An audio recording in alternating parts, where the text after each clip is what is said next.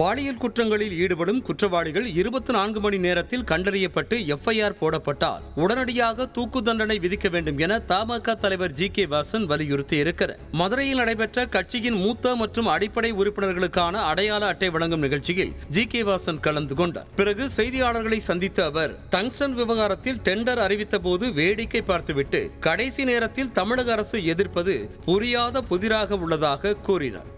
இந்த பாலியல் பிரச்சனைகள் எல்லாம் சிறுவர்கள் முதல் பெரியவர்கள் வரை தனிமனித ஒழுக்கம் தவறி கண்மூடித்தனமாக மிருகத்தனமாக நடைபெறுகிறது.